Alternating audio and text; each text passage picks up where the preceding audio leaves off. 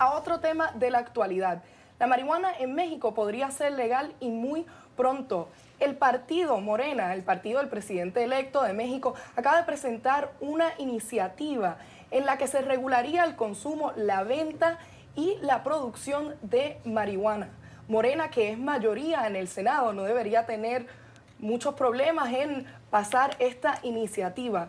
¿Qué significaría esto en una región donde la prohibición suele ser la norma y en México donde la marihuana ha sido, bueno, blanco de la guerra contra las drogas durante décadas? Sí, definitivamente se trata de un cambio de 180 grados, pero al mismo tiempo se trata de un cambio que se pone en sincronía con lo que es la creciente creencia en México de parte de la población y de muchas personalidades, expresidentes, que el tema de la prohibición no era el buen camino.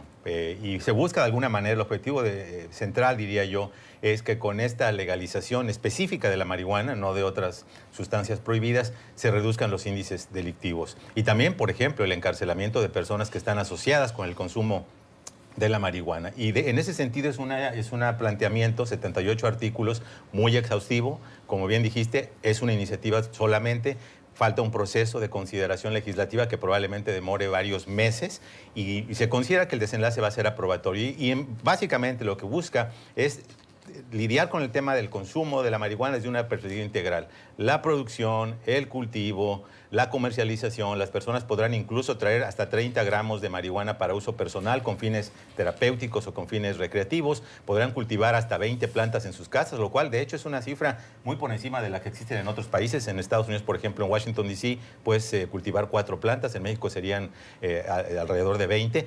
Puedes incluso producir hasta 480 gramos de la marihuana anualmente. Se pueden establecer cooperativas para que se junten a esta cifra. Incluso se habla de que empresas podrían, por ejemplo, producirla con fines terapéuticos y recreativos. Ya existe, de hecho, algún tipo de desarrollo de la marihuana desde hace 3 años, a través de la cual algunos de sus derivados ya son incluidos en algunos medicamentos. Se trata de una perspectiva muy amplia y yo creo que sigue los pasos de otros proyectos que ha habido en países, por ejemplo, como Uruguay. El mes pasado en Canadá es un precedente en el sentido de una creciente tolerancia a este tipo de uso de la marihuana. También, obviamente, hay aspectos controvertidos. Aquí en Estados Unidos, por ejemplo, se ha documentado que en estados como Colorado, donde ya se legalizó para fines terapéuticos, médicos y recreativos, ha habido un incremento, por ejemplo, de las visitas a los hospitales. Entonces, yo creo que tiene que ir acompañada. La legalización por sí misma yo la veo como parte de toda una estrategia diversa, amplia, cultural, que tiene que ver con el consumo de este tipo de sustancias. Y es que obviamente uno de los retos, si es que se produce, que es igual lo que está pasando en varios estados de Estados Unidos, es una vez que la legalizas, además cómo se controla para evitar, por ejemplo, problemas relacionados con el sobreconsumo o la drogadicción, que en Estados Unidos es un enorme problema. Y en el caso de México, obviamente está queriendo responder a otras maneras de atajar la violencia derivada del narcotráfico. México el año pasado registró más de 31.000 muertos de esta violencia del narcotráfico. Entonces es la cifra más alta desde que se lleva el registro moderno. Exactamente. Entonces, y luego tienes el efecto acumulativo incluso desde el sexenio Son 235.000 muertes desde el sexenio de Felipe Calderón. Exactamente. Entonces vemos que es una crisis, es una verdadera crisis y es una manera de experimentar con diferentes soluciones. En Estados Unidos es igual de complejo, porque vemos aquí mismo en la capital estadounidense está legalizada, pero claro, como también tiene que ver el gobierno federal en terrenos federales, como a nivel federal está prohibida, pues una persona que esté consumiendo marihuana en terreno federal puede ser sujeta a arrestos. Así que es complicado, pero yo creo que, bueno, comprobar no se pierde nada. La situación ¿Comprobar actual, la marihuana o probar la iniciativa? Comprobar la iniciativa. Okay, vamos a aclarar. Pablo ya estaba sonriente, aquí estoy. Comprobar la iniciativa yo creo que es una forma de buscar cómo atajar tantas muertes en tan corto tiempo. Eso, hablemos, Pablo, del tema humanitario, porque Olga Sánchez Cordero, quien presenta el proyecto de ley, habla de que el combate frontal al narcotráfico, lo que se ha cobrado es un número incontable de vidas y que no están a favor de la liberación absoluta de la droga, sino a la regulación y que esto puede ayudar a bueno, reducir un número de muertes que la guerra contra el narcotráfico se lleva cobrando desde hace muchos años. Sí, lo que pasa que... Vamos, es un debate que a mí me parece que tiene como muchas aristas. Es decir, porque la guerra contra el narcotráfico es fundamentalmente la guerra contra la cocaína. Y aquí en Estados Unidos, pues lo que está ahora mismo matando, lleva ya bastante tiempo matando a mucha gente, no solamente es la cocaína, sino que eso es la heroína y también son los opiáceos, muchos de ellos fabricados por empresas estadounidenses. Purdue, que es una farmacéutica, es la empresa que más hizo por implantar opiáceos en Estados Unidos. Al mismo tiempo, sin embargo, la marihuana ahora mismo, ya desde hace bastantes años, no parece estar involucrada en narcotráfico a gran escala, etcétera, etcétera.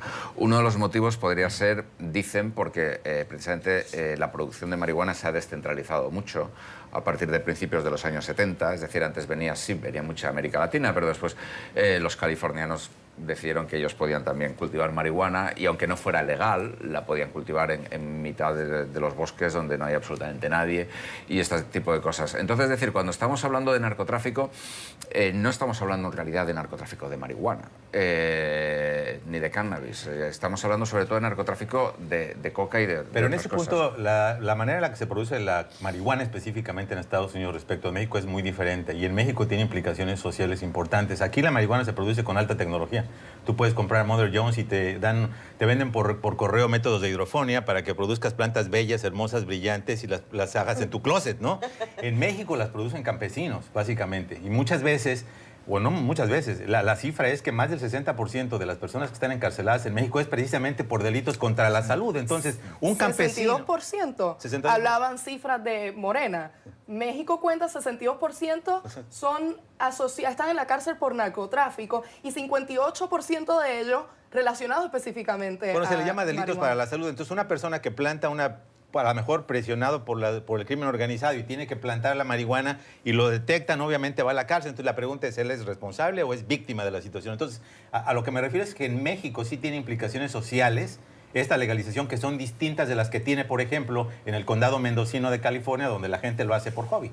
Pero es muy curioso porque ahora me viene a la mente todo el debate que ha habido en Colombia, por ejemplo, con los campesinos, que porque no tienen otras opciones también se han dedicado al cultivo de la coca, por ejemplo, y entonces hubo o hay todavía pues esta idea de darles alternativas para que siembren otras cosas que no los haga ir a la cárcel, ¿no? Yo creo que, no sé si en México esto tendría consecuencias negativas a largo plazo. Como decía Pablo, ¿qué tal si después se les va de las manos y se convierte en un mal mayor del que están queriendo solucionar? Yo es que creo que con la marihuana también existe una actitud muy alegre hacia su liberalización. Es decir, aquí en Washington, y no digamos ya en San Francisco, pero en Washington sales a la calle y huele a marihuana en muchos barrios. San Francisco todavía mucho más. Y existe esta teoría que está muy extendida también entre ciertos medios de comunicación y ciertos sectores, sobre todo vinculados al Partido Demócrata, de que la marihuana es completamente inofensiva. Lo cual no es cierto. Es decir, estamos generando la percepción de que la marihuana es como beber agua. Y yo creo que en unos años van a empezar a haber problemas, porque la marihuana sí causa daños cerebrales. La marihuana en sitios como Denver, efectivamente, como tú comentabas, sí que ha provocado un aumento de la delincuencia, y la marihuana además puede ser un primer paso para pasar a consumir otras drogas más adictivas, la droga tanto de entrada, que legales le llaman, ¿no? como ilegales, exactamente. Entonces, vamos, yo creo que a mí me gustaría que hubiera más debates en relación a las drogas en general, porque, bueno, por un lado también está la cuestión, digamos, esto, por ejemplo, en España pasó mucho en los años 80, la cuestión de la calidad de las drogas. Es decir, si las drogas están legalizadas, por lo menos la gente no va a estar tomándose cualquier cosa espantosa, ¿no? Pero al mismo tiempo, en Estados Unidos, por poner el caso que conozco, es un caos. Es decir, porque tú puedes conseguir drogas mucho más potentes en una farmacia si tienes una receta que prácticamente que la droga que puedas conseguir en la calle.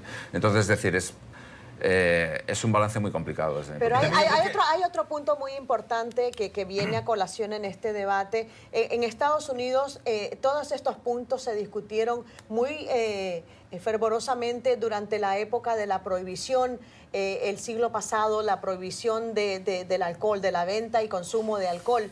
¿Qué pasó con eso? Pues se creó todo un mercado negro, todo un underground de fabricación casera de alcohol que tuvo consecuencias nefastas en muchos casos. Luego se legalizó, pero ahora vemos que los accidentes por conductores borrachos son altísimos en Estados Unidos también. Entonces ahí está el problema también de que una vez que legalizas una sustancia tóxica, pues cómo haces para prevenir las partes negativas de ese consumo. Cierro brevemente contigo. No, lo que me parecía importante es también relativizar el impacto que puede tener en la reducción de los índices delictivos, ¿no? Es decir, muchas organizaciones criminales en México no se dedican a la marihuana y de hecho muchos carteles que han sido automatizados por el combate a ellos se han dedicado a crímenes como la extorsión, el secuestro. Entonces habría justamente que presentar todo esto en el marco de toda una estrategia de desarrollo por una parte, pero también de combate a la criminalidad. Sin duda alguna es el análisis de nuestros periodistas. Seguimos con